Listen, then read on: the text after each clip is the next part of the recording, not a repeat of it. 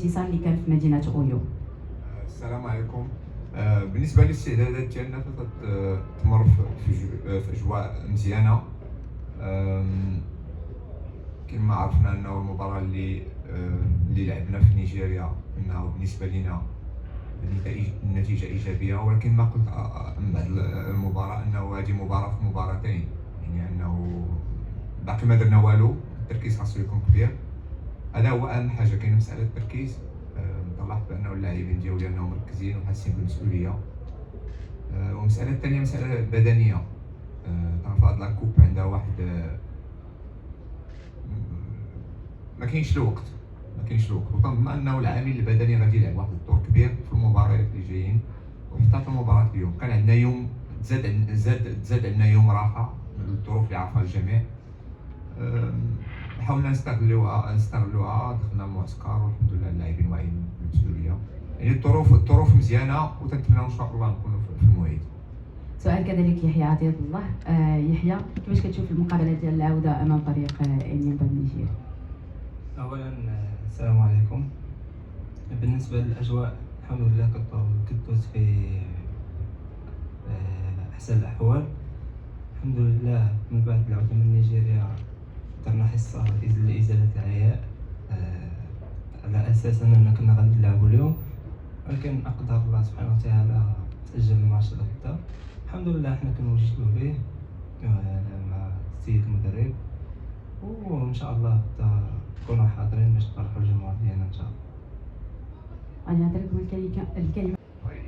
الى نتكلم من كما نقولوا من الكرسي كلاعب ماشي كمدرب، الى نتكلم كلاعب والتجربه اللي هذا انه بحال هاد المباريات سيرتو انه في المباراه الاولى انه يعني انه هذاك الشيء اللي بغاو باش يجيو هنا يديروا نتيجه مزيانه غادي تغلب على هذا البدنيه، الا انه هذا مساله اللي تقدر تكون في الصالح ديالنا. ما تنظنش انها غادي تكون الاساس اللي غادي تحدد النتيجه. انا اللي قصدت انه العامل البدني هذا، ولكن مع المباريات اللي غادي اظن انه المباراه الثانيه الحين في ظرف تاع 3 ايام يقدر يتغلب عليها الواحد ذاك العامل التقني اللي قصد، وما حد الكومبيتيسيون غاديه ما حد هذاك اللاعب البدني غادي نقول يشد في اللاعبين اكثر. السؤال ديالك بالنسبه لنا واش غادي يكون واحد لافونتاج، يمكن في او بابي ان افونتاج، ولكن تنظن الى غادي يكون لافونتاج اللي مهم في النتيجه غادي يكون الفريق اللي كان مركز وقدم اداء مزيان وراه. كاين حاجه اخرى ان شاء الله هي مربوحه ضد انيمبا معروفه ان شاء الله باذن الله يكون رباح. شكون اللي تفضلوا مازيمبي ولا الترجي؟ شكرا على السؤال. اولا نجاوبك على السؤال ديالك، حتى حاجه ما مضمونه. حققنا الفوز في نيجيريا ولكن باقي ما تاهلناش، باقي قدامنا 9 دقائق خاصنا نكونوا فيها واجدين، نكونوا مركزين باش نحققوا فيها نتيجه الانتصار ولا التعادل باش ندوزو ان شاء الله. بالنسبه للبطوله، احنا فريق الوداد الرياضي دائما كنلعبوا على الالقاب وعارفين شنو كيتسنانا دائما كل عام. هاد البطوله غادي خاصنا نركزوا فيها باش نجيبوها ان شاء الله. لكن هادشي ما كيعنيش ان فريق الوداد الرياضي كيلعب على الالقاب غادي يربح كلشي، غادي نعطيو فيها الماكسيموم التركيز ديالنا ذهنيا وبدنيا، ونتوكلوا على الله ان شاء الله، واللي بغى الله ديك الساعه اللي تكون هي اللي تكون ان شاء الله. سؤال بالنسبه اولا كما قلت دابا المباراه لعبناها في نيجيريا، حتى فريق انيمبا عنده مدرب اللي غادي يحل لنا، غادي يحل طريقه اللعب ديالنا، حتى حنا كنعملوا نفس الشيء. تنظن انه يقدر يكون سيناريو اخر في المباراه، يقدر يجي فريق انيمبا بطريقه اخرى تلعب. هذاك الشيء كما كنقولوا سي المساله ديالهم. بالنسبه لنا حنا اللي قصدت بها هو ان خاصنا نكونوا مستعدين، اللي تنلاحظ انه الثقه تتكبر عند اللاعبين ديالي وعند الطريقه اللي بغينا نلعبوا بها. هذا الشيء لاحظناه في البطوله. الكومبيتيسيون انترناسيونال سي ديفيرون. علاش؟ لانه تيجيو ظروف اخرين اللي كما كنقول البدني، السفر وهذا. خاصك تحاول، بالنسبه لي انا كمسؤول اول، انا كنحاول ما امكن باش نحافظ على امبالونس، على واحد التوازن ما بين النتيجه والاداء. الهدف ديالنا كما قلت لك في الاول انه يكون الاداء مزيان النتيجه، وتنتمناو كما قال يحيى انه نفرحوا الجمهور ديالنا باقي ما وصلناش، ولكن عازمين 100% باش نوصلوا ان شاء الله. الدعم ديال الجمهور ديالنا اللي خاصني ديما تنشير ليه، لانه هذاك هو القوه ديالنا، هو الدعم ديالنا من بعد الله ورضات الوالدين. الدعم ديالنا هو الجمهور ديالنا، وحنا ما امكن اللي واشي لاحظتوها وتنشوفوا حتى في اللاعبين ديالي هذا ديك الدفعه اللي كتعطينا هنايا، وباش هذا باش نفرحوا الناس اللي هذا، لانه جمهور كبير على اللي تيدخل التيران تيدخل التيران، كلشي ودادي، كلشي عائله، ونحاول ما امكن حتى حنا نكونوا في المستوى تاع الناس هذو. بالنسبه للطريقه كيفاش غادي نلعبوا مع الفريق، حنا مفروض عندنا كفريق، كاكبر فريق بالنسبه لي في افريقيا في المغرب، هذا التاريخ انه ننطلقوا من القوه ديالنا. هذا مفروض علينا، يعني هذا الشيء هو اللي خاصنا نديرو، ولكن بهذا بعقلانيه، بتواضع.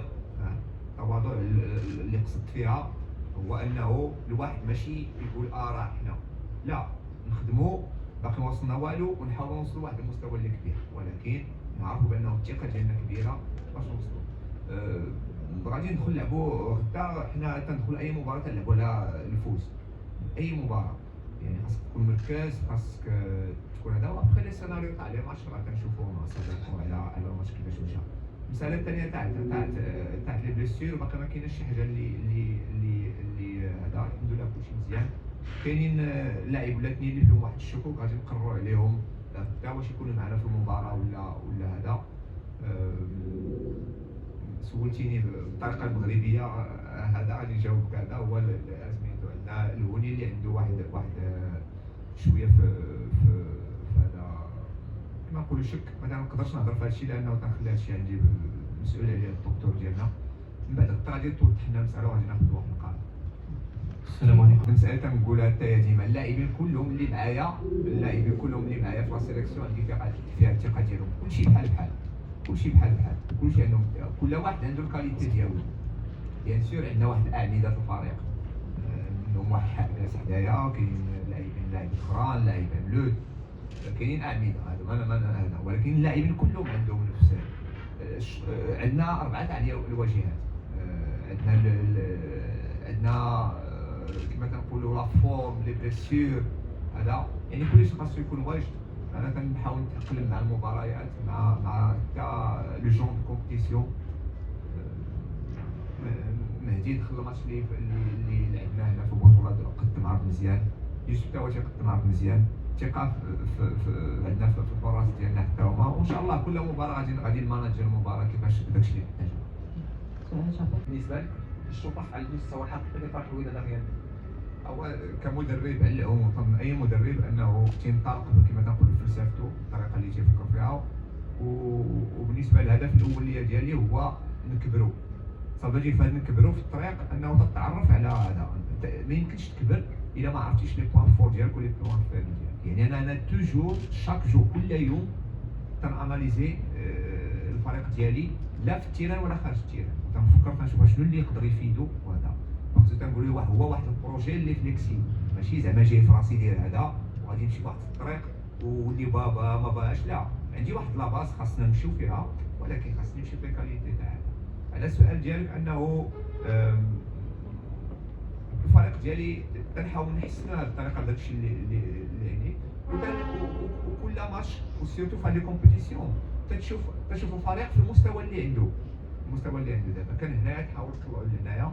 المهم خاصنا نكبروا ديما، لانه ما حد تلعب مع فرق اقوى، ما حتى تيست اكثر، ما حتى الفريق الاخرين تيضربوا لك 1000 حساب. يعني خاصك تكون واجد. لحد الان تنظن انه الاحساس ديالنا انه حنا في واحد التصاعدي. كاينين بيان سور دي ماتش اللي تيبقى هكا، ولكن فو ريستيو ريزولتا، لانه ما يمكنش كل الماتشات كلهم نلعبوهم في ذاك الاداء البارد. هذاك هو الهدف ديالنا. ولكن المهم هو الخدمه والوعي المسؤوليه والثقه ديالكم وديال الجمهور، وان شاء الله غادي يوصل هذا الشيء.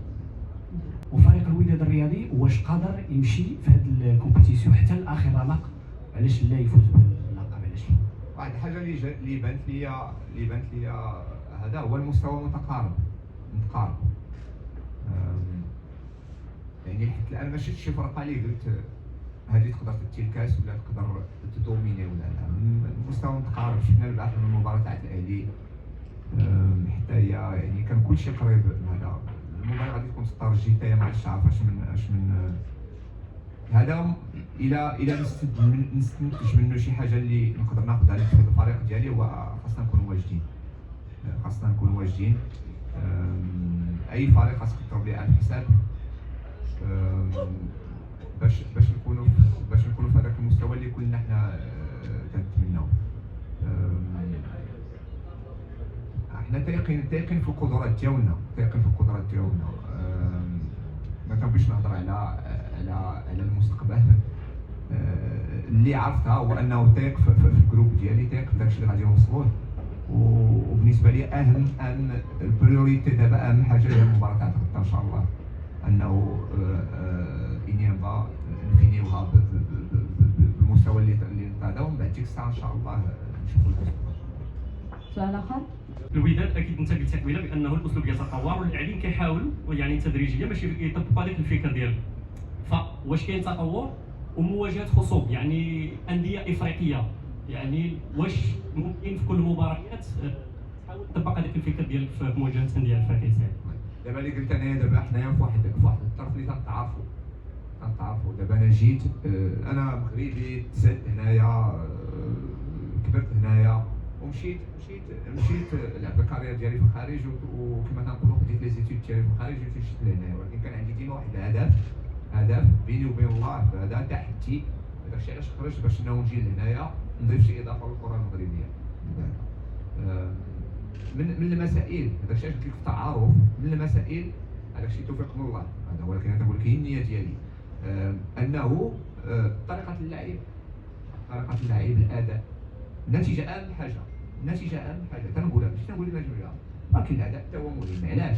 لان اذا تركزي على النتيجه لو كور تيرم، تنقولها المدى القصير تقدر تربح، ولكن فاش تدخل دي كومبيتيسيون كبار اذا ما كانش الاداء، لان انا تنثق واحد 100% بان الكره هي اللي تربح. وين نتيو لي كوب، وين نتيو هذا، حتى على المستوى تاع انترناسيونال خاص يكون عندنا واحد ليدونتيتي. حنا مغاربه تنموتوا على الكره، عندنا لي طالون، عندنا خاصها تكون واحد الهويه اللي تكون باينه. هذيك انا اللي كنسعى ان شاء الله نديرها في الفريق ديالي. ثانيا على قضيه الواجهات، خاصك تركز على جميع الواجهات، ما يمكنش تقول انا البريوريتي ديالي هي الشامبيونز ليغ ولا لا. حنا اي شامبيون دخلنا ليها، اي كاس تنطبعوا بانه ناخذوا هذاك اللقب. مع الوقت غادي يبان لنا شنو البريوريتي، مع الوقت غادي كاين الشامبيون، كاين كاس، غادي نشوفوا شكون هو اللي اقرب. الى نقدروا نديو كلشي، ولكن انا الخص المسار. اذا صراو واحد لي بليسيور وصراو شي دي سيناريو، راه غادي تركز على المساله اللي اهم، ولكن بالنسبه لينا حنايا باقي عندنا جروب كبير، باقي عندنا لي جوار، غادي نحاولوا نقاتلوا على جميع اللي جا قدامنا، ونتمنوا ان شاء الله نتوفقوا في اكثر من ممكن. كما قلت سابقا، حنا الهدف ديالنا الاول الرئيسي هو نفرحوا الجمهور. هي مسابقه كنلعبوا فيها، الا خاصنا نحققوا فيها نتائج ايجابيه اللي تخلينا اننا نافونسيو فيها باش نوصلوا لابعد نقطه ونحققوا اللقب ديالنا ان شاء الله.